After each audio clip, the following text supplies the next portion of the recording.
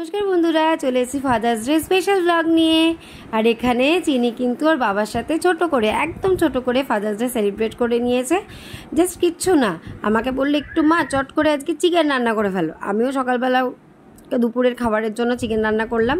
আর এই যে দেখো, ও কিন্তু সকালবেলা উঠেই প্রথমে ওর বাবাকে হামি দিয়ে ফাদার্স ডে উইশ করে নিয়েছে। সে প্রথমে একটু লজ্জা লজ্জা পাচ্ছিল, কিন্তু তারপর বললো যে ঠিক আছে, তাহলে কিন্তু সারপ্রাইজটা দিয়ে দিত। আমি বললাম না দাঁড়া, সারপ্রাইজে তো পেন্টই করা হয়নি এখনও। কে কার কথা শোনে জানো তো। ও কিন্তু উঠেই আগে ওর বাবাইকে হামি দিল, দিয়ে কিন্তু ফাদার্স ডে উইশ করে নিয়েছে। এই যে দেখো, এবার কিন্তু কানে কানে বলে দেবে ওর বাবাইকে হ্যাপি ফাদার্স ডে। এগুলো দেখতে বেশ ভালো লাগে না? আগেকার দিনে কিন্তু আমাদের টাইমে এইসব কিছু ছিল না। দেখো এবার চিনি বলবে।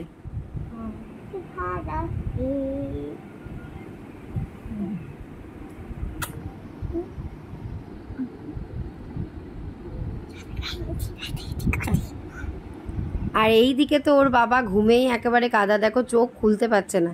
ও যেহেতু স্কুলে যায় ওই জন্য ও সকালবেলা ওঠার মানে যেহেতু অভ্যেস আছে, ওই জন্য ও কিন্তু সকাল সকাল উঠে পড়ে। আর এই টি শার্টটা আমাকে বলেছিল মাম্মাম একটা টি শার্ট নেবে, তাতে পেন্ট করব, করে বাবাইকে সারপ্রাইজ দেবো। কিন্তু সত্যি কথা বলতে আমি সময় পাইনি গো একদম।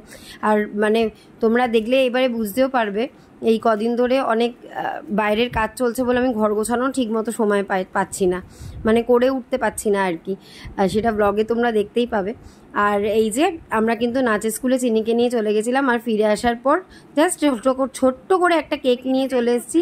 আর সঙ্গে কিন্তু মিয়ামোর থেকেই একটা কার্ড দিয়েছিল, সেই কার্ডটা চিনি কিন্তু ওর বাবাইকে গিফট করেছে। আর এদিকে কিন্তু আমি কিন্তু আমার বাবার জন্য যে চিকেন রান্না করেছিলাম সেটা কিন্তু বাবার জন্য পাঠিয়ে দিয়েছিলাম। আর মানে বাবাকে কিন্তু ফোনে উইশও করে দিয়েছি ফাদার্স ডের। সঙ্গে কিন্তু চিনিও করেছে হ্যাপি ফাদার্স ডে দাদু। আর এই যে দেখো, ওর বাবাইকে কার্ডটা দিয়েছে, সে ওর বাবাই দেখে টেকে পড়ে রেখে দিয়ে বলছে না পড়লে হবে না, জোরে জোরে আমার সামনে পড়তে হবে। ওর বাবা বন্ধ করে দেবে, কিন্তু ও ঠিক ফোর্স করে বলবে যে না জোরে জোরে পড়ো আমার সামনে। যাই হোক, এইভাবে মোটামুটিভাবে কেকটা কাটা হবে। তারপরে তো কেক মাখানো, ওটা তো কম্পালসারি। প্রত্যেকটা বাচ্চা কিন্তু খুব এনজয় করে, মানে ওই কোনো রকম কোনো কেক আনলেই যে কোনো সেলিব্রেশনে আগে একটুখানি মুখিয়ে দিতে মানে ওরা বেশ পছন্দই করে। ও কিন্তু বাবাইকে মাখানোর পর কিন্তু আমাকেও মাখানোর চেষ্টা করেছিল, কিন্তু আমি কিন্তু মাখাতে দিইনি। তার কারণ বাবা এই গরমের মধ্যে, এই চ্যাপচ্যাপে গরম, বাবা প্রচণ্ড কষ্ট হয় কেক ফেক মানে ক্রিম টিম মাখলে। আর এই যে দেখো, এইবার কিন্তু ওরা কেকটা কেটে নিচ্ছে। এই গরমে কিন্তু কেকটার অবস্থা খারাপ হয়ে গেছিলো, মানে নিজের জায়গা থেকে রীতিমতোভাবে সরে এসেছিলো কেকটা। কিন্তু কেকের টেস্টটা খারাপ ছিল না, ভালোই ছিল। মিয়ামোর কয়েকটা কেক, আর দেখবে এখন নতুন একটা ওই বাবা লেখা বা জামাই ষষ্ঠী হলো ব্রাউনি, ওটাও কিন্তু দারুণ খেতে ছিল। ও চিনির বাবাইকে জামাই ষষ্ঠীতে আমার বাবা দিয়েছিল। তাই যে দেখো, চিনি ওর বাবাইকে প্রথমে খাইয়ে দেবে, তারপর আমাকে দিতে যাচ্ছিল, গিয়ে আবার চট করে নিজের মুখে পুড়ে দিয়েছে, মানে ও সামলাতে পারেনি ওটা আর কি।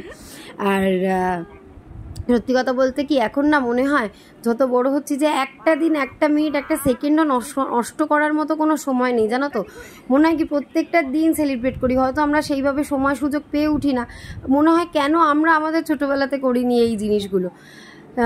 অ্যাকচুয়ালি আমি আমার বাড়িতে লাস্ট মার্চ মাস থেকে যা দেখতে পাচ্ছি, এক একটা করে মানুষ হারিয়ে যাচ্ছে, অসুস্থ হয়ে পড়ছে, তাতে না ভীষণ কষ্ট হয় জানো তো। পৃথিবীর সব বাবারা যেন সুস্থ থাকে, ভালো থাকে, এইভাবেই সারা জীবন এনজয় করতে থাকে। তাই দেখতে থাকো, সঙ্গে থাকো, চলে আসবো নতুন একটি ব্লগ।